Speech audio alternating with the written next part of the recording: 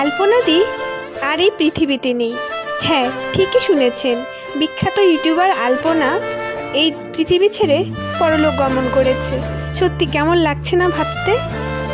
হ্যাঁ, এটাই ঘটেছে বাস্তবে। আজ আলপনাদির দেহান্ত হয়ে গেছে, চলে গেছে সে না ফেরার দেশে। যে মানুষগুলো এতদিন এত কষ্ট করেছে, এত কষ্ট করে নিজের ইউটিউব চ্যানেল দাঁড় করিয়েছে, দারিদ্রতার সাথে লড়াই করেছে, আর যখন তাদের এই একটু শুভ দিন সামনে আগত ছিল, তার মধ্যেই এমন ঘটনা। সত্যি কেউ ভাবতে পারেনি এমনটা হবে। তো এখন প্রশ্ন হচ্ছে, আলপনাদির কি হয়েছিল? আলপনাদির শারীরিক প্রবলেম ছিল, পিত্তথলিতে স্টোন ছিল। তো তা প্রথমে হোমিওপ্যাথিক চিকিৎসা করানো হতো, তো তারপর অ্যালোপ্যাথিক চিকিৎসার করানো হয়েছে। তো কিছুদিন যাবৎ হঠাৎ করে আলপনাদি অসুস্থ হয়ে পড়ে তীব্রভাবে, আর তাকে তারপর হাসপাতালে অ্যাডমিট করানো হয়।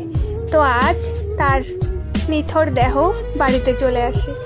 আমি শুধু এটাই ভাবছি, কি করে তার বয়স্ক বৃদ্ধা মা এই শোক সহ্য করবে? এটা কি সহ্য করার মতো? আপনারাই বলুন। আলপনাদির আপন বলতে ছিল তার মা আর তার স্বামী।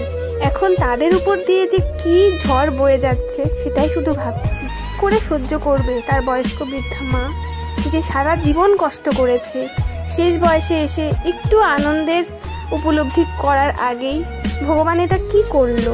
সত্যি যারা সারা জীবন কষ্ট পায় তাদের শেষটাও এরকমভাবেই যাবে, সত্যি ভাবতে পারছি না। সত্যি সবশেষে একটাই কথা বলবো, আলপনাদি তুমি যেখানেই থাকো ভালো থেকো। ওম শান্তি।